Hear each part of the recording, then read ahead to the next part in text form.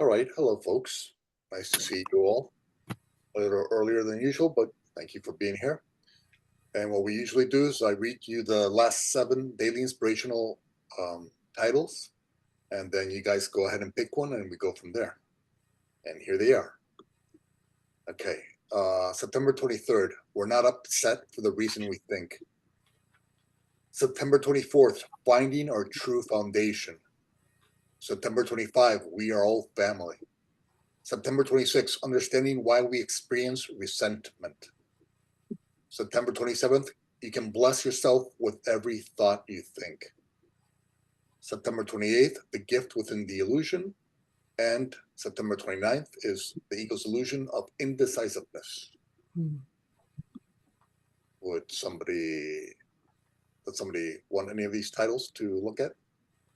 I vote for the indecisiveness one or the one that says we're not mad for what we think. But that's just me if it was Christina's world. So whatever everyone else is up for as well.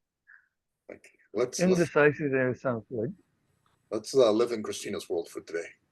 Thank Okay. you. All right. September 29th, indecisiveness. The condensed version, it's 2 paragraphs long, and then we'll go from there. Okay. When we are feeling stuck, not knowing what to do, let us not despair. Instead, let us learn to use such instances to practice inviting love to lead the way. Let us recall that peace is an expression of love. So when we make a choice that brings us the most peace, we are choosing an alignment with the mind of God. Love is our true north, nature, essence, fuel source, foundation, and home. Indecisiveness is just a sign that shows us when we're not in alignment with our true north. When we align with love and any of its expressions, such as peace, joy, forgiveness, and compassion, our indecisiveness will begin to fade away. Today, if you're feeling indecisive, align with love and ask yourself questions such as, what decision would bring me the most peace? What would be the most compassionate way of dealing with this issue? What would love have me think, say, and do now? Paragraph 2. Today, let us not put ourselves down if feeling indecisive. Instead, let us use this as an opportunity to practice increasing our trust in the divine. When we learn to use indecisiveness not to condemn ourselves, but as a call from the universe inviting us to trust God more, the results are hope, peace, and healing. When we trust the divine and allow ourselves to be guided by love, this clears and clarifies our path, and we can then choose the most loving decision in that moment. The more we choose in alignment with the loving mind of God, the more secure we become in our decision-making process. The more we allow love to lead us, the more at peace we will feel in our decision-making process. Today, if in doubt, do not despair. Instead, learn to use such moments to recall that God uses all for good, all to help us grow, heal, and awaken. And so at peace, know that even what the ego judges as a wrong decision helps us figure out what we do not want. This then helps us clarify what it is we do want, and thus it is helpful. Now, understanding that aligned with the mind of God, you cannot lose. Allow love, the truth in you, to decide for you and be at peace. End of paragraph 2. Okay. And so the point here of this daily inspiration is, if we're feeling indecisive, there's nothing wrong with us, okay? It's just a perfect moment that the universe is offering us to practice aligning with the mind of God and allowing God to decide for us. Because, okay, what decision do we always want to make? We always want to make the decision that God would make, right? Because the truth in us capital T in us, is that love. And so, knowingly or not, we always want to make the loving choice, even when the ego says otherwise. And so, if you're feeling indecisive, do not despair. Simply remember, okay, wait, I'm feeling indecisive right now. Why? Because the ego is in control of my mind right now. Okay, no big deal. The ego is in control of my mind equals indecisiveness. Okay, let me place the ego aside, align my mind with God, with love, and then invite love to lead the way. Ask love, what do you have me think, say, and do right now? And then think, say, and do only that. Or any expression of love. Peace, compassion. What would you have me think, say, and do right now? And then think, say, and do only that. And then the more you align with the source, with love, and the more you align and make decisions along with love, hand in hand with love, with God, the more and more sure you become of your decision making process. And the less and less indecisive you become. And so what happened? What happened?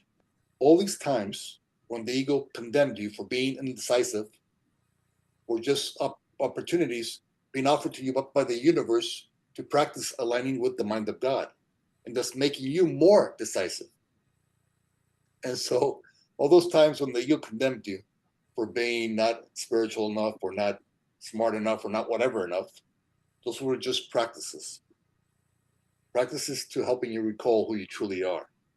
And so when you see your past in that manner as helpful instead of hurtful, then you start to make peace with your past. And so all indecisiveness is an opportunity to remember that because I am God's child in creation, I can allow him, her source to lead the way, love to lead the way, and in doing so, I'm going to have peace. And so that's partially what this daily inspiration is about. So, any comments or questions? Any indecisiveness going around? Yes, Mary. Occasionally. Point of clarification, you mentioned that true north is love. Is this the reference that people who have studied or put themselves in love's path for a long time, is that something they understand? Am I correct in understand? I've never connected the two before. I've heard people say true north, etc., and I thought, well, I get that just means you're where you want to aspire and achieve, but I've never heard someone define it as love. So I just want to know if that's what other people, I've been missing out on that all this time, not knowing that that means love. I'm not sure what other people think, but True North obviously is our source, right? That's our home, our foundation. It's that love, right? And so that love, in essence, in a symbolic way of looking at it, is saying that's our true north. That's that's our true home. And so once we're making decisions in alignment with love, we're doing what we were created to do. And so being who we were created to be in each moment and in every interaction. Well, I'm just kind of slow in the vocabulary sometimes, and I'm learning to discuss, share these ideas with people, and so a lot of the vocabulary is I'm not used to yet. Right. Yes. So any moment in any interaction, all you have to do, no matter how decisive the ego says that you are, just okay, stop. What would love do right now? What would love think right now? What would love say right now? And then do that. And just do that over and over again. Anytime indecisiveness comes into your mind, or you feel doubt or anxious about making any decision, if you feel doubt or anxious or fearful about any decision, that just means that the ego is in control of your thinking right now. Okay, just learn to recognize that. Okay, I have doubt. I have fear about this decision. I am anxious. Okay, that's not me. That's not the truth in me. That's simply my past programming who's taking control of my mind for right now. Okay, once I recognize that, okay, I put it aside. I align with love, and I do what love would have me do. And that's the beauty. The more you get to practice going from this, from out of alignment to alignment, from out of alignment to alignment, the more natural and normal this becomes. And then guess what happens? This becomes quicker. And then you spend more and more time here in alignment and less time in the delusion of the ego's world and mindset. More and more time at peace and less time out of peace. More and more time being compassionate and kind and forgiving, and less time in the delusion of judgment and anger and resentment and pain. And so that's why let's not judge our past or anybody in our past. That just helped us practice remembering that we, in the end, after all is said and done, we can choose peace. We can be led by peace. And in doing so, we can become a beacon of peace for all others. I think that what's humbling for me and what creates more a sense of feeling pressured when I'm trying to like make decisions or when I'm in that fork in the road is that I've had many experiences that when I waited, in retrospect, like I'm so thankful that I didn't make a decision that I was deciding to make at one point. And that was only revealed in time. And so it almost like creates this like pressure sometimes because decisions continue to come and I don't know how things are going to unfold. And sometimes it seems like I make the right decision in retrospect. And then sometimes I'm like, I just don't know. And I don't know how this is going to unfold. And I have to just trust that it's going to all be okay and work for the greater good. But it's uncomfortable, because there have been times where I was so convinced that like I was doing the right thing or that that was the decision or the path I was being led to go down. And then I was like, crap, like, I shouldn't have done that, or I should have paused, or, so I think that then that creates like a pressure when I have to make new decisions. I don't know if that makes any sense. Yeah, okay. There's the good news here, and that is that you can never make a wrong decision. No matter what the ego says about it. Imagine, no matter which way you choose to return to God, God doesn't judge you for the world's idea of time, because time itself is not really real, right? And so there's the ego's idea of time. And here you can have doubt and fear and anxiousness and worry. And then you have this, or this. This is called divine timing, where each and every decision you ever make, that was the perfect decision for you in that moment. Okay? And so whenever you're doubting your decisions or looking back and thinking they were somehow wrong, that's just the ego who's in control of your mind and thinking in that moment. Because how could the divine, perfect love ever be wrong? And so the divine is always working on your behalf. So no matter what decision you make, he, she, source, is always going to use it for good, to help you grow, heal, and awaken.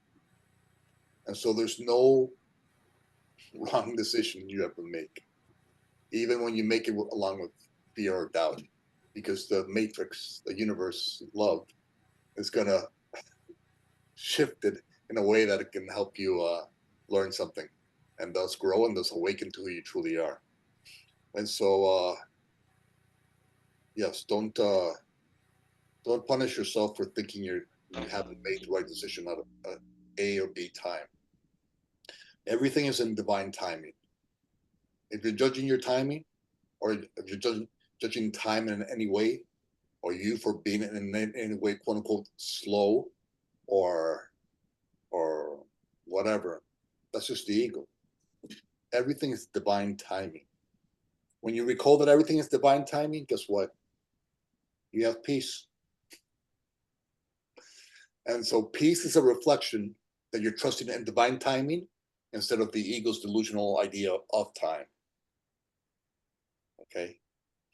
So all you want to do is, if you're feeling any kind of lack of peace, it has nothing to do with you or your decision-making process.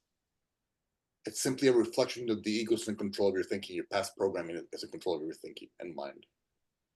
And so say, you know what? Okay, I'm going to use this moment to practice trusting divine timing, and practice trusting that I'm always making the right decision for myself, and that the universe is going to always use whatever the decision I make, is going to use it for good to help me grow, heal, and awaken. And so if every decision you ever make is always used for good, could you ever make a wrong decision? And No. so, No. yes, exactly, no. And so that's the beauty of this world. That's one of the many beauties, is that you can never make a wrong decision, no matter what the ego says about it.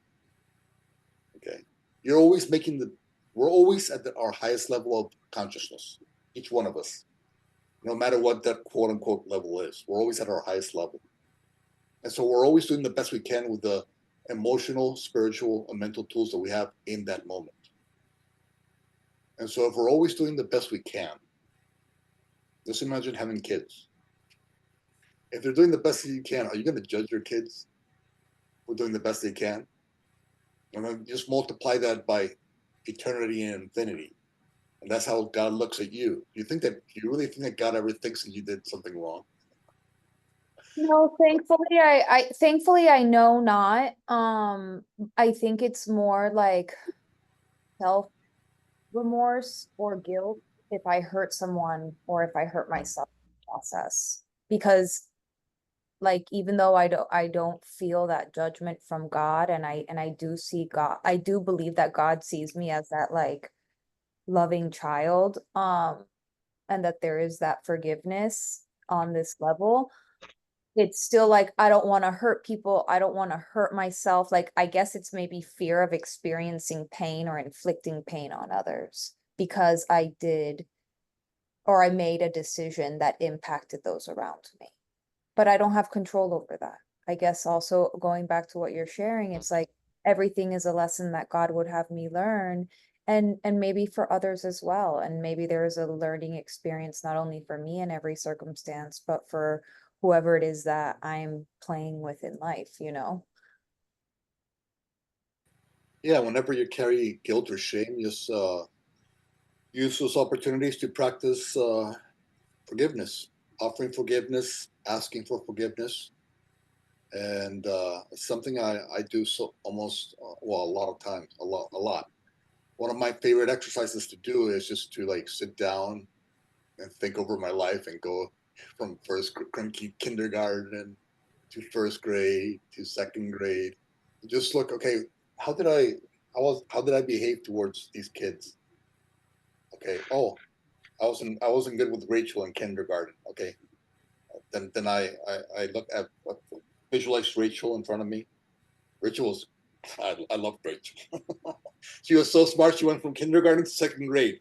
That was my first heartbreak because I wasn't that smart. I just went from kindergarten to first grade, and so I guess I like the smart women from the start. But anyway, so when we were playing in the Little Red House with Rachel, and I didn't know how to play with girls properly, maybe I wasn't so, you know, I don't know, kind.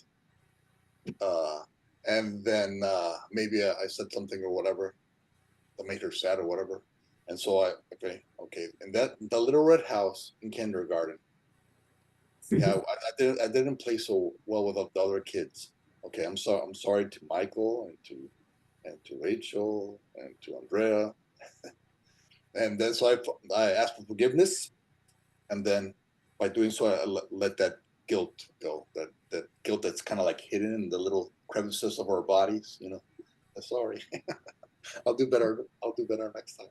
Or and if they did something to me that hurt me, like I remember once, like in third grade, these are all were exercises that I do to remember and to let go of stuff. I was always like a huge person, right? So especially in Venezuela, when I grew up there, Latinos are not that tall, or so I was always like double the size of people, and and we were having like a party, and there was a hammock, and then I remember Roxana in second grade said, "No, you can't come on to the hammock because you're too big," and then that kind of hurt me. So I was like, so I forgive you, Rosanna. So I let it go. And interestingly enough, like 40 years afterwards, Rosanna looks for me on the Facebook, right? And she's having some issues, some like mental health issues, and then she saw that I was in this kind of like job, I guess you would call it, and so I helped her out, to have some level of peace in what she was going through. It was a nice little healing there. So yeah, in this duality, in this world of delusions, we're going to carry guilt and shame, and that's okay. Let us okay, when we're carrying that, let us simply go back to that guilt, or that guilt or shame was birthed, and go and heal it. Even though at the highest level we know that it's not real or true, because only love is real or true, it's useful to heal and let go of the delusion that we're carrying within. We're carrying within our bodies, right? So we wanna heal this stuff that's in our bodies, that we're carrying in our energetic field with these memories. Okay. And so each time you can heal a little piece of that energy field, you can become a brighter and brighter light. And so yeah, just use them as opportunities to grow and heal, and and forgive. Go ahead and forgive that brother or sister, or go ahead and ask for forgiveness. Even though you're not physically with them, you can bring them into your energetic realm and forgive them, or ask them to forgive, or to forgive you, or to have them ask you for forgiveness. That's helpful. Sounds good.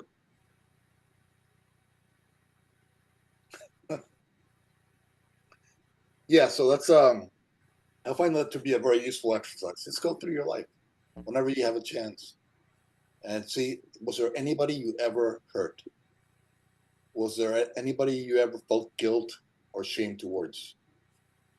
Did you not behave, or you're not on your best behavior that day? Whatever that small, however small it is, it's useful to go back and heal it, forgive it, and let it go. And so when we do so, we just become a brighter light. And so that itself helped us recall that we don't want to live in guilt or shame.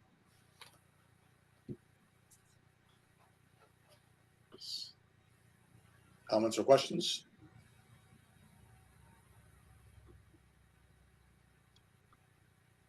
No one decides. Oh, sorry. Go ahead, Jen. I love the concept of bringing love into our decision-making process.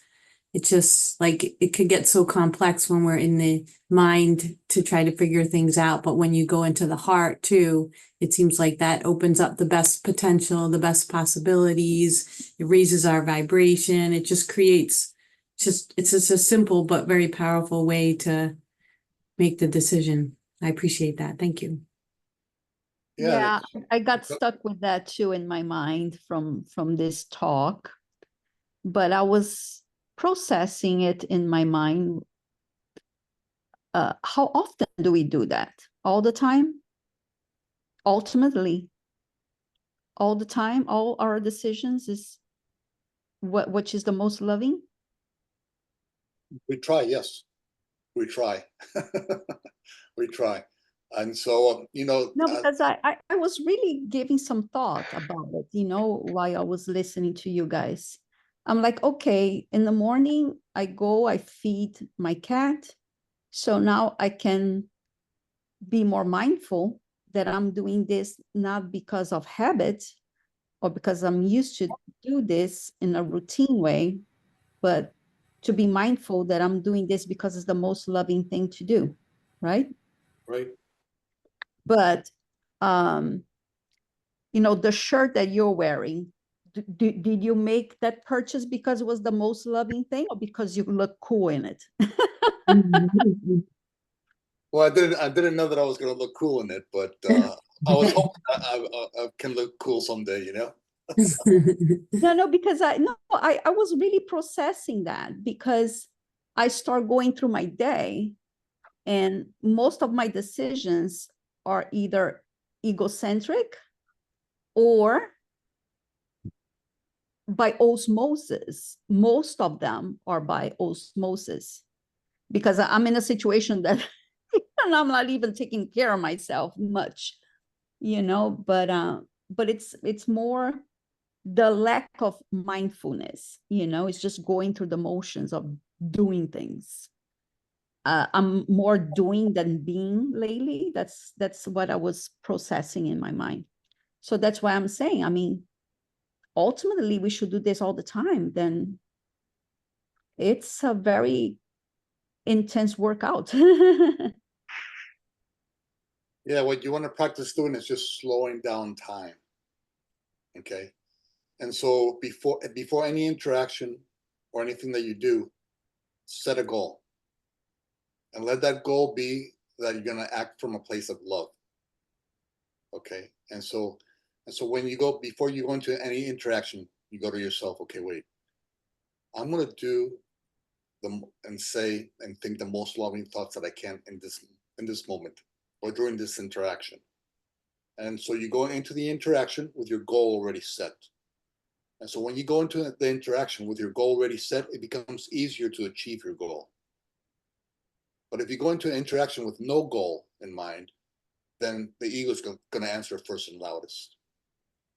And so we want to practice going into every interaction that we have during the day as much as we can with our goal already set, reminding ourselves of our goal. Okay, my goal is to be a reflection of the love that created me. And so each thought, each word, each action, reaction, and interaction is going to be reflecting my goal today. And so I go into the interaction, having my thoughts aligned with love. And then during the interaction, I keep reminding myself, wait, say and think the most loving things, most kind and generous things. And then after the interaction, you kind of take a short look at that interaction. Okay, how did I do? Did I allow love to lead the way? Or did I allow the ego to get me off road, so to speak? And so the more you make the conscious decision to set your goal, the more you practice doing that, the more natural that becomes instead of the ego answering first and loudest. And so you can practice, the more you practice, the more you consciously practice making love, allowing love to lead the way, the more natural it becomes for you, for your thoughts, words, and reactions to be aligned with love. So the more natural and normal this behavior becomes. And so all these times, every interaction, every brother and sister that comes your way today, what are they doing? Really? Like beneath the surface of whatever is happening, what are they doing? They're helping you remember that in any moment, you can allow love to lead the way. And so if no matter what is happening, what they're really doing beneath the surface is helping you remember that you can allow love to lead the way. What is the appropriate response to those individuals, no matter what they do, think, say, or do? It's appreciation and gratitude. Because I know what you're really doing for me. The ego might say something else, The ego says, no, they said or did this, condemn them, be angry or resentful or hateful or frustrated. No, what's really happening beneath the delusion, beneath the story of the ego? Is they're just helping you awaken to who you truly are and what you came here to do and be. And so when you recall that that's what's really happening beneath the story, then gratitude becomes your response to each and every person who God sends your way. And so if gratitude and peace are not your response to your brother or sister, no, that's that the ego just took control of your mind for a second. And so just take back control. And the more you consciously take back control, the more unconscious that love reaction will be.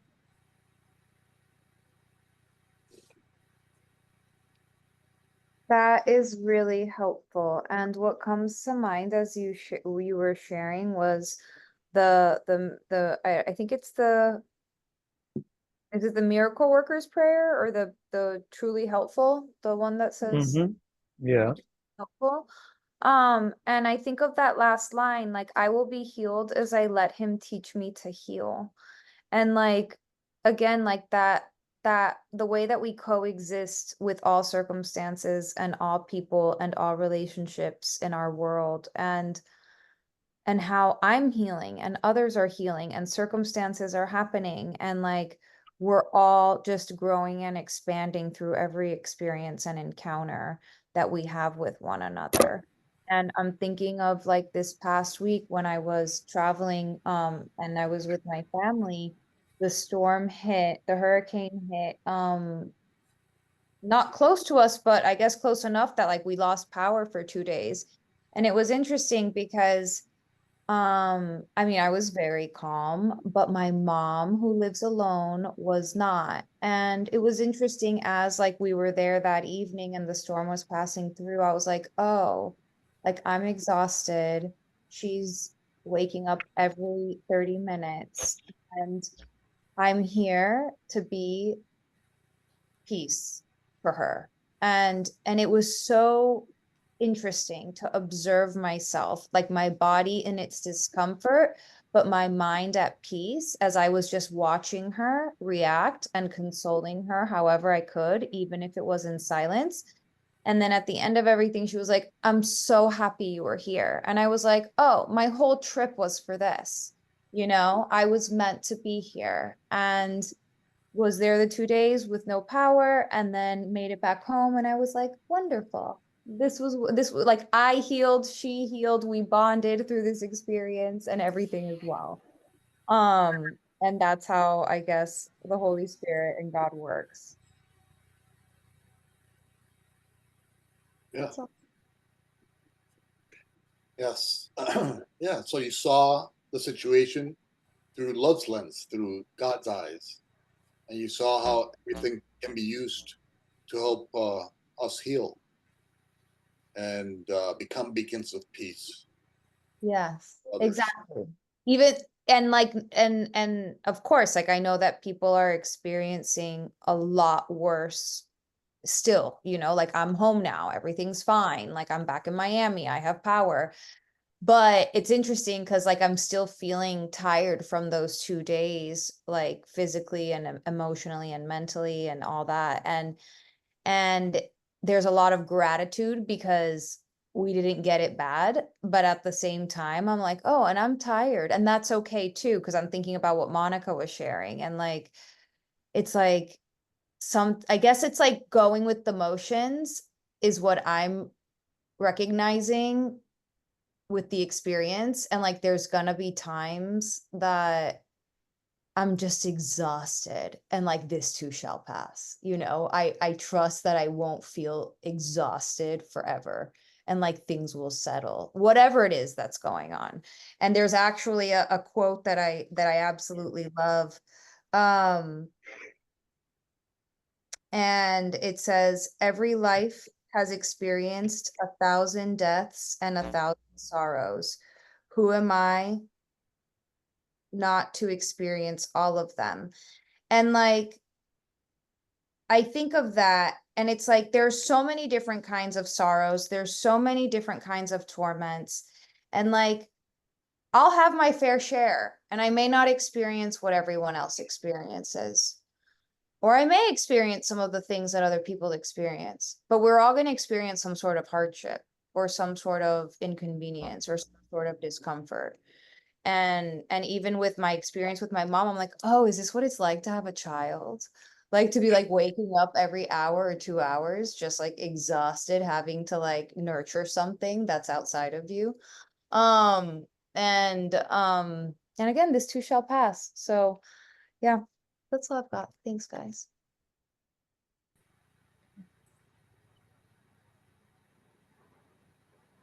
Any other comments, questions in regards to indecisiveness? I'd just like to respond to Christina's telling of being there for her mother as somebody who has had those kind of nights alone, to have someone to share and uplift, console, and all that you did is just hearing you tell that just soothes me. And I'm not, I'll take that with me. Hopefully it doesn't happen to me again, but oh, wait a minute, I couldn't go to sleep till 2 a.m. this past morning. But to know that there are consolers and soothers among us is comforting. Yeah, and you want to always look a little bit below the surface, right? And see how everything, there's symbolism in everything. And so you look at the storm, right? And so that's the ego's world, is a storm where anger and hatred and resentment and fear and doubt and shame and guilt seem real, right? You're there as a beacon of peace. And you're there to remind your mom that she is safe and she is okay and that things are going to be okay and that she can be at peace and that she's safe. And so you were kind of bringing that reminder to your mom that all is going to be okay. And by doing so, you were reinforcing within yourself, wow, even in the storm, I can be a beacon of peace. I can be that shelter in the storm for those many who are lost in the ego's, buying into the ego's delusions as real. And so no matter what the storm, how strong the storm is, and sometimes some days are stormier than others in the ego's delusional mindset, it's okay. In any moment, we can recognize who we truly are, that we are this beacon of peace, that we are love's creation, and that we're here to be love in any way that we can. And so the more we get to practice that, oh, thank you, Mom. What were you really doing? What was Mom really doing? Mom was really helping Christina remember that in the storm, however the storm is, that she can choose to be a beacon of peace. And so what the ego would say, no, Mom was irrational and there was no reason for her to be in fear. And oh, look how unspiritual she is. No, that's the ego. But again, you have to look below the surface. We think that we were of service to her, yes, and that's true. We were of service to her, but equally so, she was of service to us. She was helping us remember that in any moment, no matter what the ego's storm is, I can choose peace. And therefore I can become a beacon of peace for others. And so thank you, Mom. And thank you, anybody else.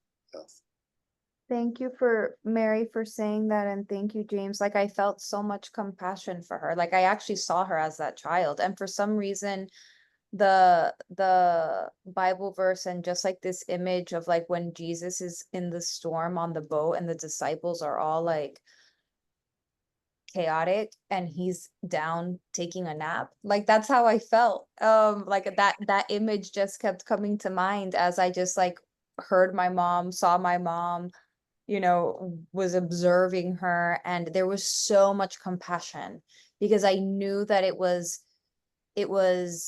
a hysteria from the past that was just recreating itself in the moment. And just like watching her like helplessly, you know, and it's like all I could do was just be that presence, even if it was sometimes with words or sometimes in silence or just sitting with her on the couch or whatever it was. And now to look back in retrospect, I'm like, everything was really perfect. So thank you. And it's because of this. It's because of the course and all of this kind of perspective shift that we get as a result of seeking. So thank you. Thank you. Any other comments or questions? Okay, let's look at which one did you want to look at? Maybe we can look at it quickly. Let's see. Was it? Oh, We're not upset for the reason we think. Okay, we're not upset for the reason we think. Okay, let's look at that one. On September 23rd, daily inspirational message. The reason behind our seeming upset, we're not upset for the reason we think. Okay, paragraph 1. When we are upset, it is not really the picture of the outside world that is upsetting us.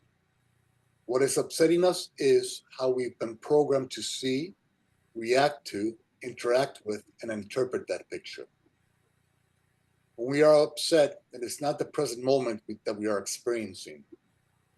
What we're experiencing are past programs that we have dragged onto the now. When we unconsciously drag the past onto the now, we obscure the gifts that reside within the present moment. Our Creator is love, and love is all. Thus, all that is real and true within the present moment is love. If we are upset, its origin is not quote unquote out there, but within our own mind. And this is good news, because to obtain peace, we do not need to change billions of people out there. We only need to change our mind. Once our mind is healed, the lens we view this world through is a loving and healing lens.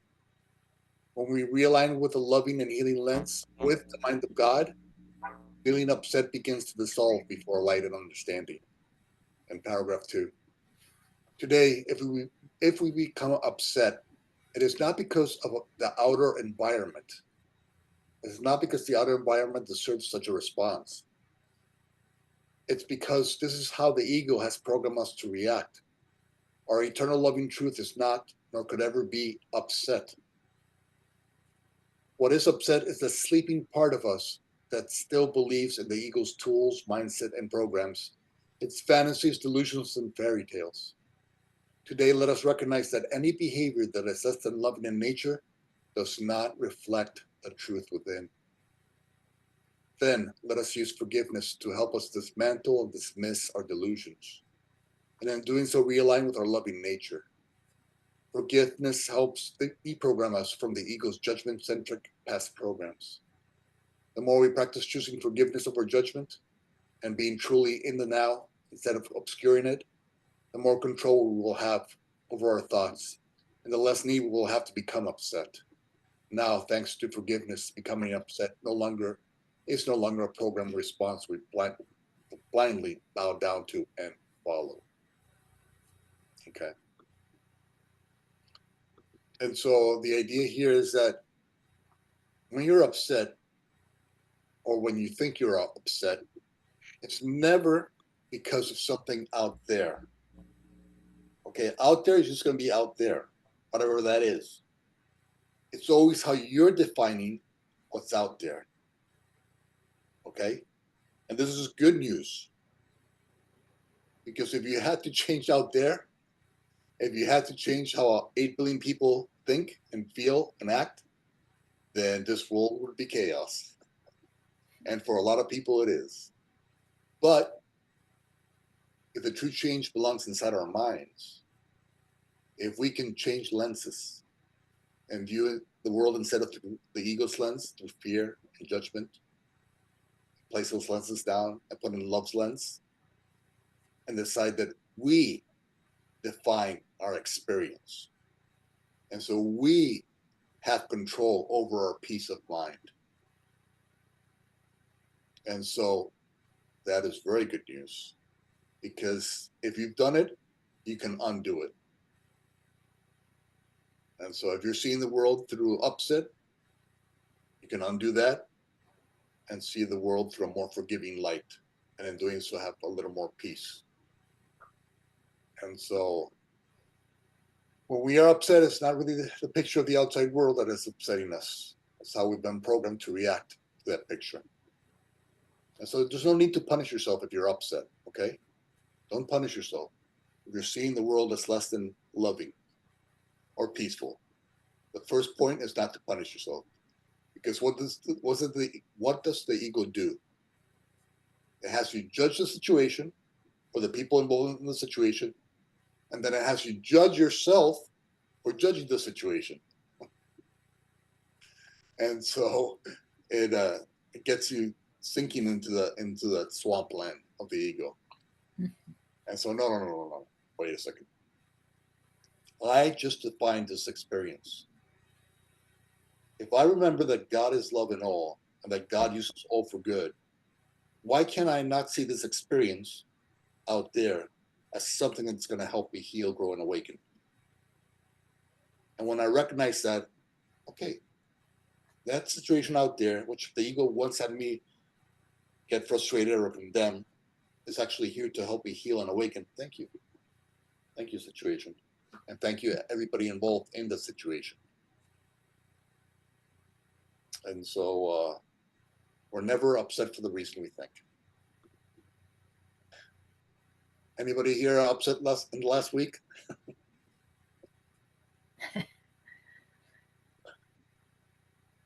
Or has anybody been able to shift an upset for a place of healing?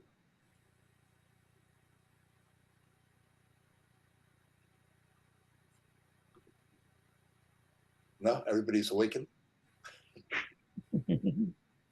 Everybody's healed, thank God. The job is done. The job is complete.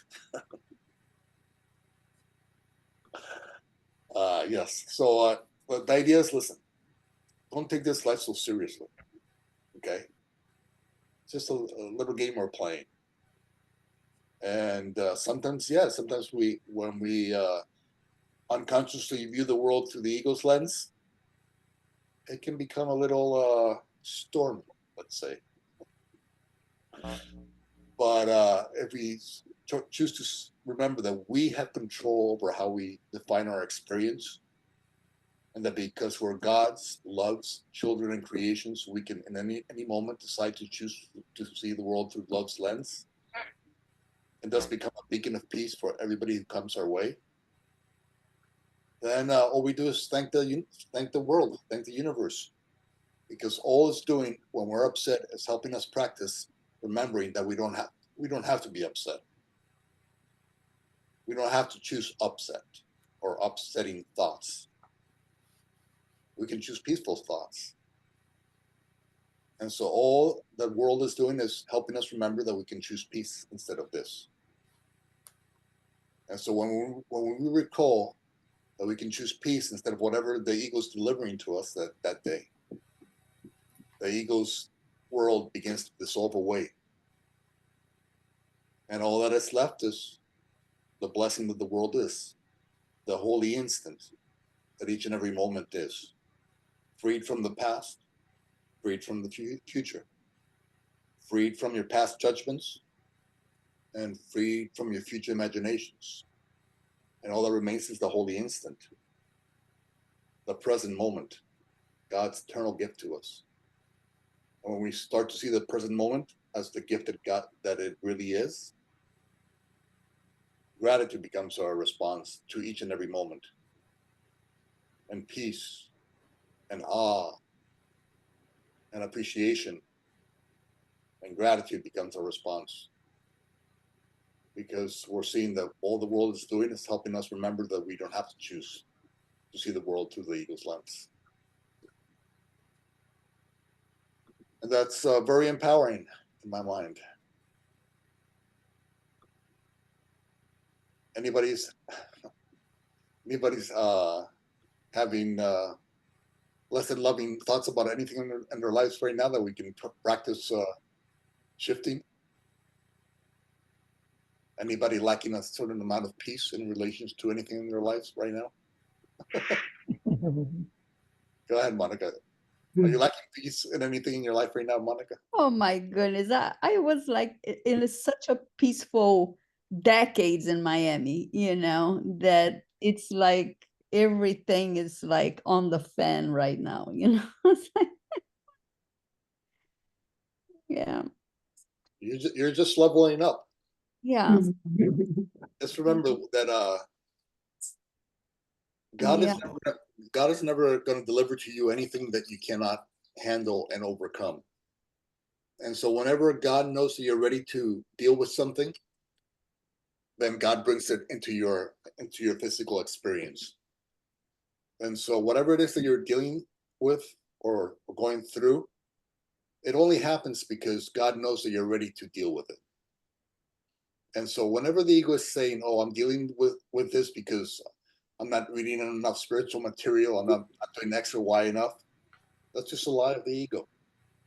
What's really happening is that God sees you and sees that you're ready to deal with whatever this is. And so whatever this is, whatever it is that you're going through or anybody else is going through, is because God knows that you're ready, that you're at a higher level enough to be ready to deal with it. And so it's brought into your physical experience so that you can work through it and process it and overcome it. And so there's never a need to punish yourself or others for whatever it is the ego thinks you're going through. Whatever it is that you're going through, you brought into the physical form in order to work through it, understand it, forgive it, let it go, come to a place of peace with it, and then to become an example to others that in this kind of situation, you can become a beacon of peace. You can still have peace. And then once that happens, God sends people your way who are going through the kind of situation that you're going through. Why? Because God knows that you now have the tools available to you, thanks to your life experience, to help these people heal through this process and find peace through this process. And so what happens when you start to help them heal through that process that you once went through and overcame? And then you start to see, oh my God, I'm starting to get why I went through what I went through. Now I'm starting to get it. It was simply because God was preparing me to answer somebody else's prayer. So God was making me an answered prayer in essence. But he had to have me go through the situation so that I can understand it better, so that I can process it and heal it in myself, so that I can become a healing example to others. And the only reason you can help all these other people who God is going to send your way is because you went through that darkness. You understood that darkness. And so whenever this is happening, whenever the storm is happening, you know what? Pat yourself on the shoulder, because it wouldn't be happening unless God allowed it to happen. Okay. And God doesn't allow anything to happen to you that you cannot overcome. And so learn to pat yourself on the back instead of judge yourself or others. Because it's happening because you know you're ready to deal with it. And somebody else knows that you're ready to deal with it. And then you will overcome it. You will process it. You will overcome it. You will forgive it. You will release it. And all will be beautiful again. And then you'll have those spiritual tools in your tool belt. And then all of a sudden, people are going to be coming to you who are dealing with that kind of situation. And guess what?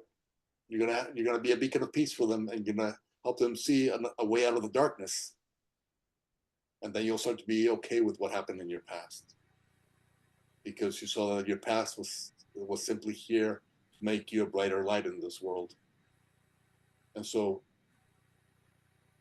no matter what the storm is, be grateful for it because somebody knows you're ready to deal with it.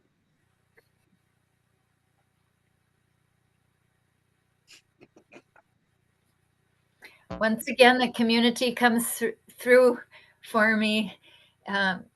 Each time I'm with you all, something comes up that levels me up. And once more, I'm emotional and grateful that for all that you just said. And I'll just say why I was chuckling is it took me 48 years to be ready to move into my new beginning. So thank you very much for today. It's just so enlightening and brightening in my life. Thank you. And any final comments or questions before we close? No? All right. Thank you. Thank you, everybody, for coming today. A little early hour today, but that's okay. It's divine timing, as always. Thank you. And so it's all good. Thank you. And so thank you, Mary. Thank you, Jen, Mike, Monica, and Christina. Thank you. And God willing, we'll see each other all soon. Take care. Bye, guys. Bye. Bye. Thank you, everybody. Thank you.